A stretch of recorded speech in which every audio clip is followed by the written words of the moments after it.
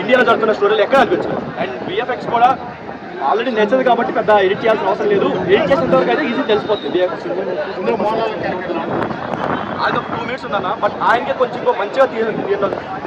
ఇప్పుడు ఏంటంటే అఖండలో మనకి శివుని ట్రాన్సిషన్ షాట్ ఒకటి ఉంటుంది. అలాంటి షాట్ ఒకటి మోహన్ లాల్ పడి ఉంటే ఇంకో నెక్స్ట్ లెవెల్లో ఉంటుంది. అలాంటి కొన్ని మిస్ అయ్యాయి, అలాంటి హైస్ కొన్ని మిస్ అయ్యాయి. అంటే మీకు సినిమా గురించి ఎక్కువ మాట్లాడుతుంటారు. సెకండ్ హాఫ్ గురించి కూడా కాదు, ఓన్లీ ఆ 26 minutes ఏదైతే మనకి ప్రభాస్ గారు ఉంటారో ఆ 26 minutes ఒకటే చాలా బాగుంది తప్ప ఫస్ట్ అక్కడ వరకు వచ్చే 1 hour 40 minutes ఏదైతే ఉందో అది టార్చర్ స్పెల్లింగ్ ఆడిపించారు. మీరు సినిమా చూసారా? చూసామన్నా. గుడ్ అనిపించిందా బ్యాడ్ అనిపిస్తుందా? అసలు 1 hour 40 minutes very bad, 26 minutes very good. Characters introduction దానికోసం అట్లా పెట్టారు అంతా ఉండద్దన్న. ఇప్పుడు భక్త కన్నప్ప మీరు ఒరిజినల్ చూసారో లేదో కానీ అక్కడ కృష్ణరాజు గారికి కృష్ణరాజు వారి కెమిస్ట్రీ చాలా బాగుంటుంది. అది చూడడానికి స్క్రీన్ మీద చాలా బాగుంటుంది. బట్ ఇక్కడ మాత్రం చాలా రొమాంటిక్ వేలో పెట్టేసి మరి ఏదో యాంగిల్స్ పెట్టేసి ఈ జనరేషన్ వాళ్ళకి తగ్గట్టుగా తీసామని ఈ జనరేషన్ వాళ్ళకి తీసినప్పుడు అట్లీస్ట్ వీళ్ళు ఒక్కరని పాజిటివ్ చెప్తారేమో చూడండి ఈ జనరేషన్ వచ్చి.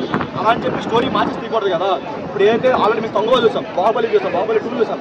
అలాంటి స్టోరీ లేపేస్తే ఈ జనరేషన్కి ఎక్కడ నచ్చిందన్న, ఎక్కడ కొత్తగా అనిపించింది, ఎక్కడ వావ్ ఫ్యాక్టర్ అనిపించింది, ఎక్కడ లాగుతున్న ఫీలింగ్ వచ్చింది తప్ప అరే ఇది బాగుంది ఇది బాగుంది అని చెప్పి మొత్తం పాజిటివ్ లేదు. అంటే స్టోరీ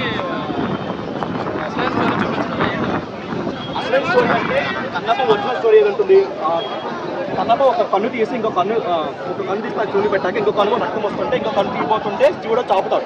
బట్ ఇక్కడ ఏం చేస్తారంటే వాళ్ళు సినిమాటిక్ కాబట్టి మరి ఎక్కువ వాడేసి 2 కళ్ళు కూడా తీసి పెట్టినట్టు చూపించారు. బట్ అది ఉన్న పురాణాల్లో కానీ బుక్స్లో కానీ ఎక్కడ అలా ఉండదు. వాళ్ళు మరీ సినిమాటిక్ బట్టి ఎక్కువ వాడేశారు.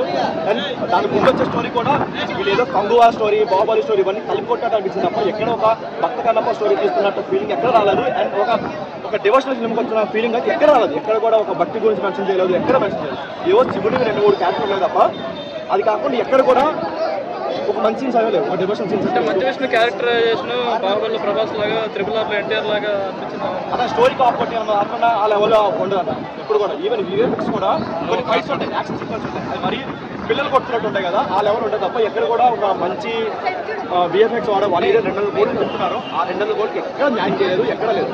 ఓన్లీ మేము పెట్టిన 200 రూపాయలకి ఎక్కడైతే ప్రభాస్ గారు 26 minutes న్యాయం చేసినారు తప్ప ఇంకేం లేదు. సో రిలీజ్ ముందు విష్ణు గారు ఒక నోట్ రిలీజ్ చేశారు, ట్రోలర్స్ కి వార్నింగ్ లాగా. ఇందులో ట్రోలర్స్ కి వార్నింగ్ లాగా రిలీజ్ చేశారు నోట్. ఇప్పుడు ఈ మూవీలో ఏమైనా అలా స్టఫ్ ఏదైనా ఉందంటారు? ట్రోల్ స్టఫ్ లేదు కానీ కొంచెం బాధ కావాల్సింది.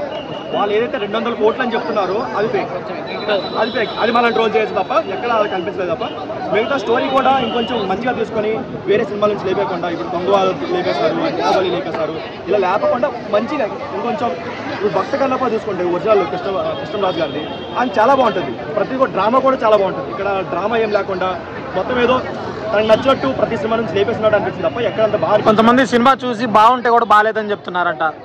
సినిమాలో బాగుంది అని చెప్పుకోవాలి సీన్స్ అంటే 2 సీన్స్ ఉంటాయి. ఒకటి ప్రభాస్ గారు ఫీల్ చేస్తే ఫస్ట్ హాఫ్లో ఆయన మదర్ గురించి చెప్తారు ఒక సీన్, అది చాలా బాగుంది.